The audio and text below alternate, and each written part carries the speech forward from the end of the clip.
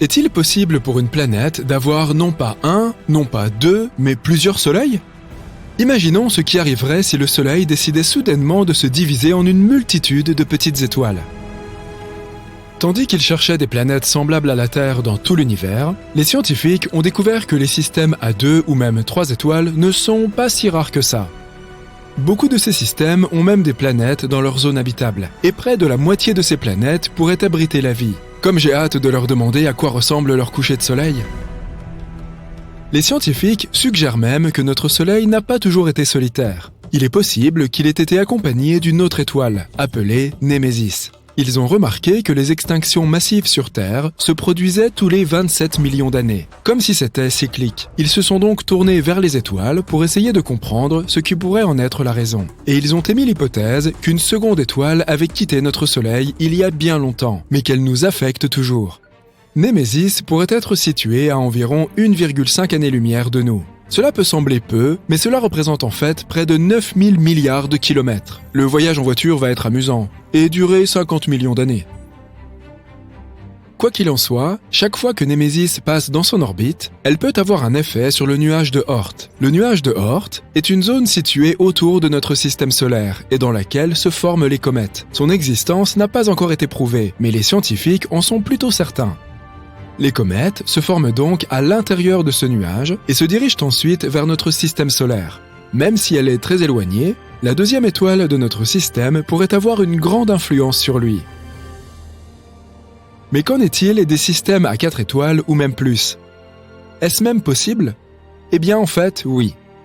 Mais plus tu ajoutes de corps célestes au système, plus cela devient difficile.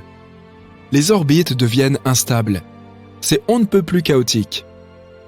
En mécanique stellaire, cela s'appelle le problème à 3 corps.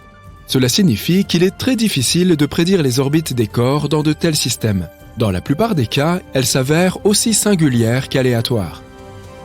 Isaac Newton est le premier à l'avoir remarqué. Il a essayé d'appliquer ses découvertes sur la gravitation à la Terre, à la Lune et au Soleil. Et il s'est retrouvé confronté à un sacré casse-tête. Il n'était pas facile de comprendre comment 3 objets stellaires orbitent de façon si stable les uns autour des autres. Et il ne s'agissait encore que d'une planète et d'un satellite. Et si on ajoutait plusieurs étoiles ? Je ne voudrais pas être à la place de ceux qui devront calculer tout ça. Ah oui, c'est vrai, je ne suis pas scientifique. Quoi qu'il en soit, nous savons que les systèmes à 3 étoiles sont extrêmement chaotiques. Mais qu'en est-il des systèmes avec encore plus d'étoiles ? Ils sont très très rares. En 2021, la NASA a découvert un système stellaire composé de pas moins de 6 étoiles.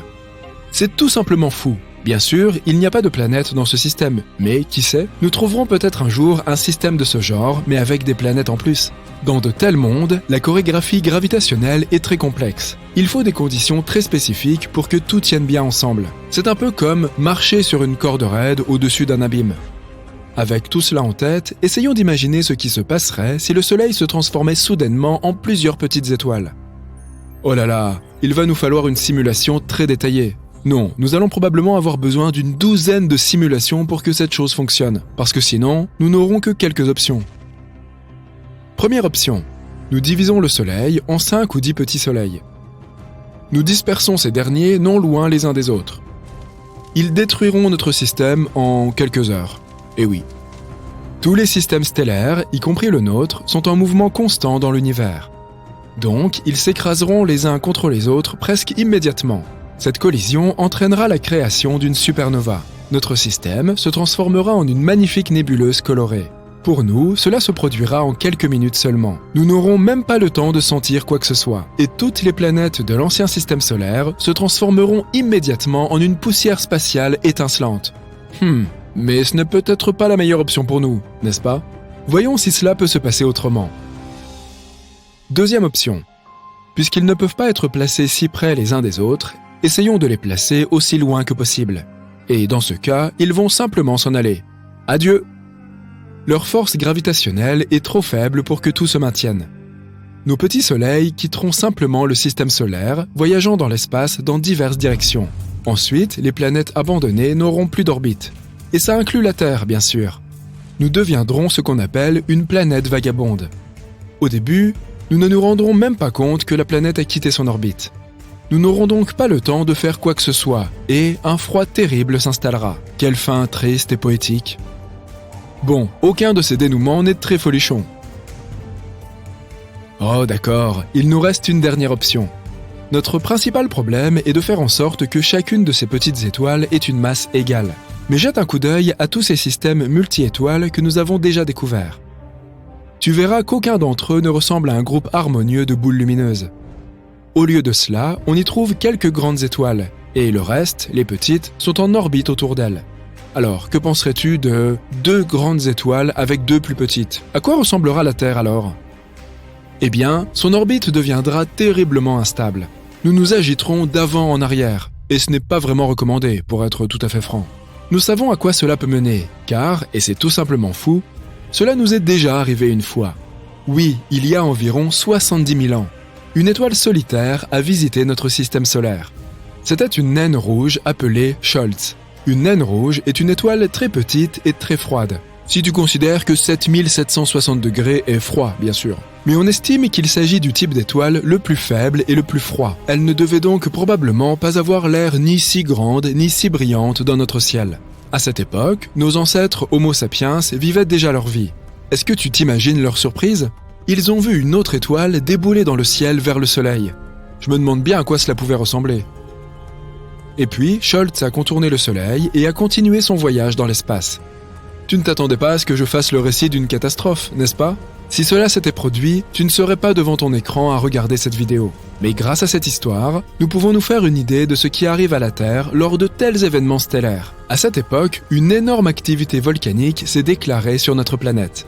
Nous avons aussi eu droit à des pluies de météorites qui nous ont presque anéantis. Nos ancêtres ont vraiment eu la vie dure. Quelque chose de similaire se produira sur notre planète hypothétique avec 4 soleils, mais à une échelle bien plus grande.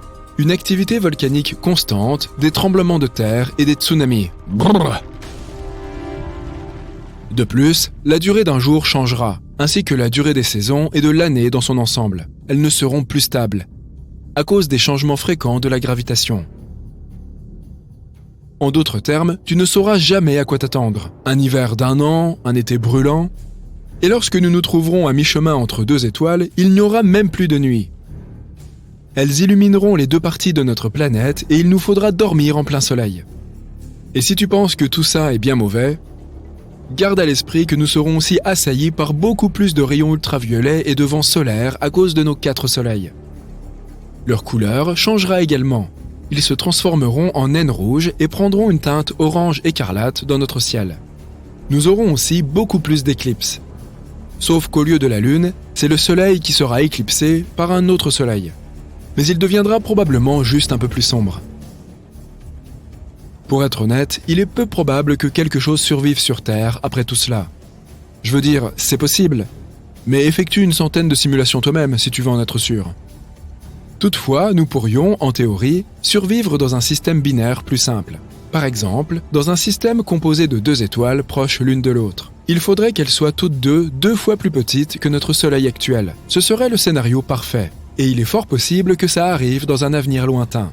La NASA travaille actuellement sur un projet visant à relocaliser nos descendants sur Proxima Centauri b. Il s'agit d'une planète située dans le système stellaire le plus proche de notre Soleil, Alpha du Centaure. Et, qui sait, peut-être qu'un jour, dans le futur, nous déménagerons vraiment là-bas. Nous verrons alors ce que c'est que de vivre avec plusieurs soleils.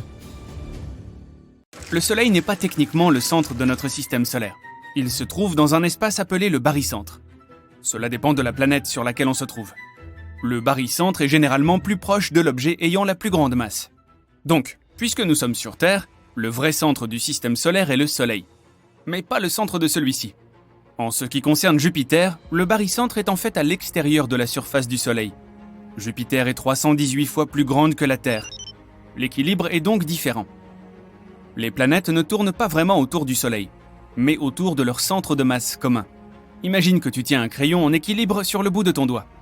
Tu dois le placer en plein centre pour qu'il ne bascule pas de chaque côté. Comme la masse du crayon est répartie de manière égale, il est facile de supposer que tout s'équilibre de cette manière. Surtout dans l'espace. Mais essaye de faire tenir un marteau en équilibre sur le bout de ton pied. Il y a de fortes chances que tu repartes avec un orteil cassé. Son vrai barycentre est plus proche de la tête du marteau plutôt que du centre réel où tu le tiens. Le barycentre de la Terre et du Soleil est comme ce marteau. Le centre de masse est plus ou moins au centre de l'objet. En réalité, si le Soleil devait tourner autour de la Terre, notre petite planète bleue devrait être aussi grosse que le Soleil, voire plus. Nous ne pouvons pas ignorer les autres planètes de notre système solaire, ce qui signifie qu'elles doivent toutes tourner autour de nous également. Mais dans les temps anciens, les esprits brillants ont toujours pensé que tout tournait autour de la Terre. Ils appelaient cela le système géocentrique. Et cela avait du sens pour eux, car ils avaient l'impression que tout ce qui était au-dessus d'eux tournait autour d'eux. Le Soleil et la Lune ont joué des rôles essentiels dans l'histoire de l'humanité. Et ce n'est que bien plus tard que nous nous sommes sentis insignifiants dans l'univers. Dans la Grèce antique et au Moyen Âge, les grands esprits utilisaient le système géocentrique pour étudier l'espace. Ce n'est qu'au XVIe siècle que le modèle a changé. À cette époque, on ne pouvait même pas imaginer que tout tournait autour du Soleil. Et ils n'avaient évidemment pas les connaissances scientifiques pour confirmer tout cela. Mais la Terre ne peut pas être le centre du système solaire car elle n'est pas assez grande pour ce rôle. Pour que les conditions conviennent à cette énorme taille, la vie aurait dû évoluer différemment. Nous serions probablement moins dépendants de l'oxygène. Certains animaux, comme les baleines et les dauphins, peuvent rester des heures sans prendre une seule respiration. Ils peuvent même dormir sous l'eau. Ainsi, les humains de la Terre de la taille du Soleil auraient eu des poumons adaptés et n'auraient pas eu besoin de prendre de l'air en permanence. Cela signifie que la vie végétale serait limitée, avec seulement quelques arbustes ici et là. Il y a des trillions d'arbres dans le monde, mais les principaux responsables de la production d'oxygène sont les algues des océans. Avec l'immensité des océans et des mers, les algues qui se trouvent au sommet pompent l'air que nous respirons. L'oxygène ne serait pas aussi abondant sur cette planète, mais nos mécanismes de respiration pourraient s'appuyer sur le dioxyde de carbone, un autre gaz communément trouvé sur d'autres planètes. Si la planète est très chaude, l'eau est rare. Nous n'en trouverions que sur certaines parties de la planète, comme les sommets des montagnes. Le sol serait trop brûlé pour que quoi que ce soit puisse y survivre correctement. Nous pourrions aussi oublier les saisons. Le Soleil est actuellement juste assez puissant pour nous donner ce dont nous avons besoin. Mais comme la Terre serait si grande et que le Soleil serait un autre corps céleste émettant de la chaleur, nous aurions toujours l'impression d'être dans un micro-ondes. Les jours et les nuits seraient différents, et il n'y aurait pas autant de pluie. Avec autant de chaleur produite dans le noyau, il est probable que des tremblements de terre se produiraient constamment, et que les volcans seraient en éruption tout le temps. La surface serait pratiquement une plaine brûlante de magma rouge qui flotterait partout. Ce serait la vraie planète rouge. Mais si nous avions le même paysage que sur Terre, vivre quelque part près des montagnes pourrait être la solution. Les montagnes seraient toujours incrustées dans le noyau, mais ce serait mieux que de rester sur le sol. Certains sommets pourraient même être 100 fois plus hauts que le mont Everest. Les canyons pourraient être si profonds que la fosse des Mariannes ressemblerait à une petite brèche. Les animaux auraient également un comportement et une apparence différents. Les animaux à sang froid devraient absorber le moins de soleil possible pour ne pas brûler. Les animaux devraient compter sur la migration pour trouver de l'eau dans des terres lointaines. Les oiseaux devraient voler sur des centaines de kilomètres pendant la saison de migration, et nous verrions probablement certains d'entre eux filer à toute vitesse dans les airs. Mais comme la gravité serait très forte sur cette terre de taille colossale, les animaux volants auraient besoin d'os plus fins et d'un noyau plus mince pour pouvoir voler. Les véritables survivants seraient les micro-organismes. Ils peuvent vivre dans des températures et des pressions extrêmes et peuvent résister sans oxygène pendant un bon moment. Les nuits seraient sombres car il n'y aurait pas de lune pour refléter la lumière du soleil. La lune se trouverait très probablement du côté opposé à celui où brille le soleil. Elle serait donc pour toujours une boule qui flotte dans le ciel. La vitesse de rotation de la Terre est la plus rapide à l'équateur. Donc si toutes les planètes et le soleil tournaient autour de nous, notre rotation ne serait pas si importante. Logiquement, les nouveaux cycles météorologiques ne seraient pas bons pour les cultures. Les humains auraient évolué différemment de ce qu'ils sont maintenant. Nous serions probablement plus petits et plus trapus, car la gravité serait très forte. Et à cause de la hausse des températures, nous vivrions probablement dans des grottes partout dans le monde. Les plus forts auraient migré vers les montagnes. Nous aurions probablement suivi la même évolution que maintenant. Mais d'autres caractéristiques physiques pourraient être différentes. Notre pigmentation serait probablement différente pour combattre la chaleur. Le renard du désert a de grandes oreilles pour entendre les prédateurs et pour se rafraîchir dans la chaleur torride du désert.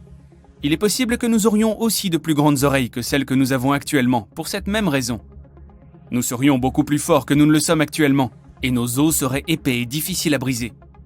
La gravité est l'un des éléments clés du développement de notre densité osseuse et de notre masse musculaire. Cela signifie que nous n'aurions probablement pas besoin d'outils pour chasser. Cela aurait retardé l'âge du bronze et la civilisation moderne telle que nous la connaissons. Avec peu de végétation, se tenir debout ne serait pas si nécessaire pour trouver les prédateurs autour de nous. Nous ne serions pas non plus les coureurs les plus rapides, mais nous serions assez forts pour combattre une meute de loups à l'allure patibulaire. Et si la Terre était gigantesque, il est possible que de multiples espèces d'humains erreraient sur la Terre, dans des zones isolées. Certaines espèces humaines grandiraient et évolueraient pour devenir les penseurs intelligents d'aujourd'hui, mais d'autres resteraient les mêmes. Et certaines créatures du passé seraient toujours là, inchangées. Les requins existeraient depuis l'époque des dinosaures. Ils n'auraient pas eu à changer de forme ou à s'adapter parce qu'ils seraient largement dominants. D'autres animaux seraient restés les mêmes en raison de leur isolement. L'île des Galapagos abrite des animaux uniques, parce qu'ils sont seuls depuis très longtemps. Sans prédateurs propres qui les entourent constamment, ils ne craignent pas les humains. La nouvelle Terre géante comporterait des régions aussi grandes que l'Asie, remplies d'animaux isolés, qui seraient restés exactement les mêmes que lors de leur apparition. L'espèce humaine de ces régions resterait également la même, puisqu'elle n'aurait pas bougé, ni expérimenté quoi que ce soit de nouveau. Leur régime alimentaire serait aussi le même, et ils se seraient habitués au climat dans lequel ils se trouvent. La technologie se serait également développée différemment dans les différentes parties de la planète. Certaines régions étant totalement isolées, ils n'auraient pas eu accès aux nouveaux appareils et inventions. C'est comme si l'on vivait sur une planète dont les époques étaient différentes selon les lieux. D'autres zones, à l'inverse, seraient si avancées qu'elles pourraient même envoyer des navettes dans l'espace, à la recherche de la vérité et de réponses. Notre gravité est suffisante pour que nous puissions vivre correctement et développer la vie. Mais si nous augmentions notre taille pour atteindre celle de Jupiter, la gravité nous écraserait. Et étant de la taille du Soleil, la Terre ne serait même pas une planète en tant que telle, mais une naine brune qui brûlerait constamment, jusqu'à devenir un nouveau Soleil. Pour l'instant, la Terre est si petite dans notre univers que nous sommes pratiquement comme un grain de sable dans le désert. Au niveau cosmique, nous sommes une contribution insignifiante à cet univers. Que c'est beau! Tu te promènes avec ton ami et tu regardes le ciel. Le soleil semble un peu différent aujourd'hui, comme s'il avait une sorte d'anneau autour de lui, un peu comme un arc-en-ciel. Hé, regarde ça! Ton ami lève la tête de son téléphone. Tu ne devrais pas regarder directement le... Arrête tout, dit-il brusquement. C'est un halo solaire. Il faut trouver un abri tout de suite, à moins que tu aies le plus grand parapluie du monde sur toi. Un halo solaire est un signe de la nature indiquant qu'une tempête de neige ou de pluie se prépare. Il est causé par les nuages qui sont constitués de milliards de petits cristaux de glace flottant à 6000 mètres d'altitude. La lumière du soleil passe à travers ces cristaux, de sorte qu'elle se divise et se réfracte, comme dans le cas d'un arc-en-ciel. Ne regarde pas directement le halo solaire, c'est certes très tentant car ce n'est pas un phénomène que tu peux observer tous les jours, et en plus c'est vraiment beau, mais les ultraviolets peuvent brûler les tissus exposés de ta rétine et causer de graves lésions oculaires. Donc, ça n'en vaut pas la peine. Si tu as des lunettes de soleil, ça ne devrait pas poser de problème. Ce phénomène dure environ 40 minutes. Ces nuages sont les mêmes que ceux qui peuvent parfois causer l'apparition d'un anneau autour de la Lune la nuit. En réalité, la nature envoie des signes précurseurs de catastrophes de nombreuses façons différentes. Des arbres en forme de J peuvent signifier qu'un glissement de terrain se prépare. Comme le sol bouge lentement, les arbres prennent cette forme très photogénique. Essaie de trouver une zone plate et évite de t'approcher des arbres, sauf si tu as une force surhumaine. Tu es en train de faire une belle promenade sur la plage, du sable, du soleil, pas un nuage dans le ciel. Puis, d'un coup, tu vois l'eau s'éloigner du rivage. Soudain, tu peux même voir des morceaux de corail, de petits poissons et d'autres petits animaux marins. C'est un signe qu'il faut t'éloigner au plus vite du rivage. Il pourrait y avoir un tsunami en préparation. Un tel phénomène se produit lorsqu'un tremblement de terre se produit sous l'eau et il peut déferler sur la côte à 800 km/h. Il se produit surtout dans l'océan Pacifique, mais pourquoi prendre le risque? Si tu vois un chenal d'eau agité près de la côte, reste à l'écart. Il pourrait y avoir un courant de retour sous la surface qui peut être extrêmement dangereux. Parfois, les vagues frappent le rivage d'une manière bizarre, ce qui forme des courants de retour. Tu verras peut-être un vide étrange dans les vagues où tu remarqueras des morceaux d'algues allant dans toutes les directions. Si jamais tu te retrouves pris dans un courant de retour, essaie de rester à flot et ne gaspille pas ton énergie à nager à contre-courant. Crie à l'aide et essaie de nager parallèlement à la plage.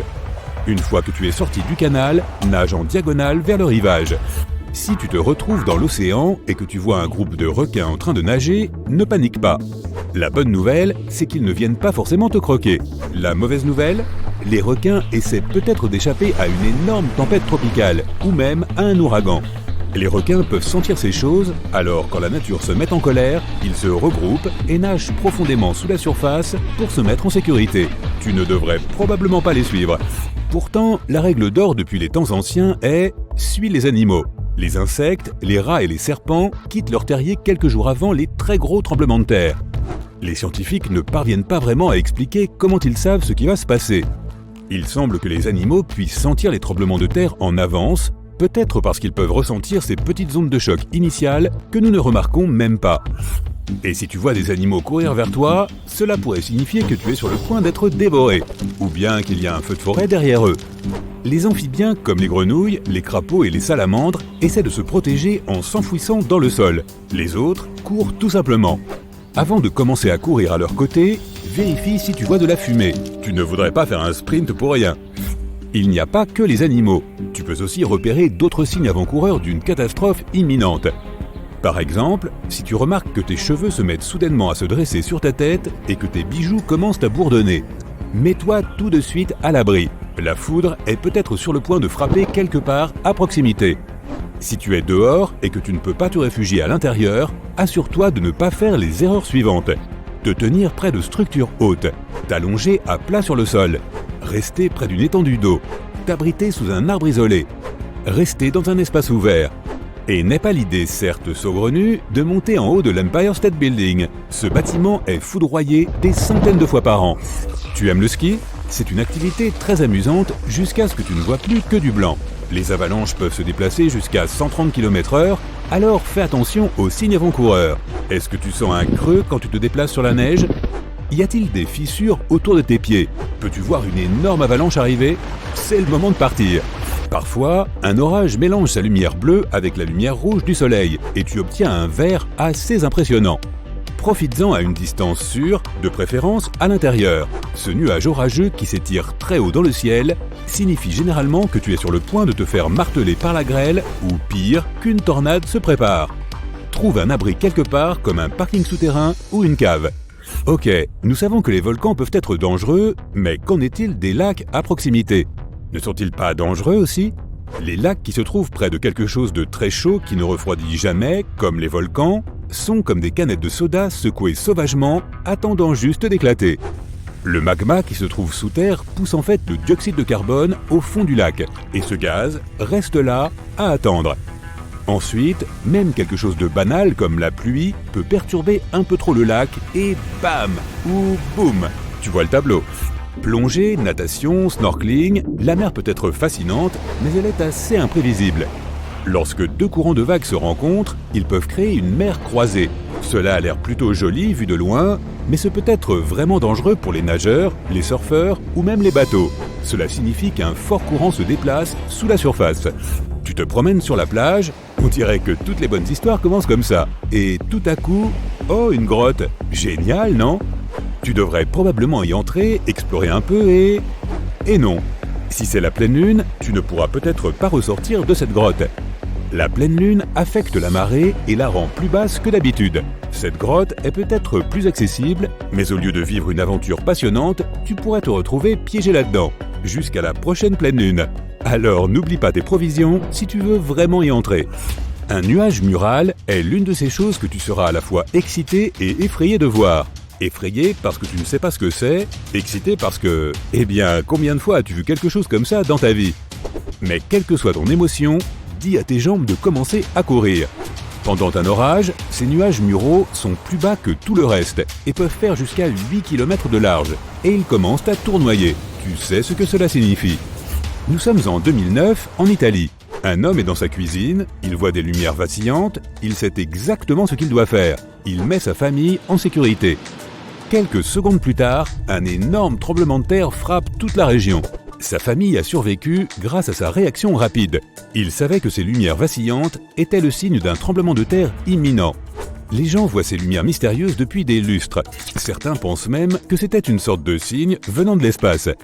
Les scientifiques ne les prenaient jamais au sérieux, mais après l'invention de la photographie, de plus en plus de preuves de ces étranges lumières sont apparues. Bientôt, ils ont compris le lien. Les lumières apparaissaient et très vite, le tremblement de terre se produisait. Après avoir creusé un peu, ils ont en fait trouvé des traces de ces lumières de tremblement de terre il y a des centaines d'années. Il y avait des flammes bleutées qui sortaient du sol juste avant un tremblement de terre. Retournons sur la plage une dernière fois. Si tu vois que l'océan prend une teinte rouge-brune, ne va pas dans l'eau ou même près de l'eau. Cette marée rouge est causée par des algues toxiques et c'est un phénomène que tu peux trouver partout dans le monde. Ces algues toxiques peuvent être là, même si l'océan est d'une couleur normale. Avoir ces algues sur toi peut causer des problèmes de santé, alors si tu as été touché, rince-toi à l'eau douce aussi vite que possible.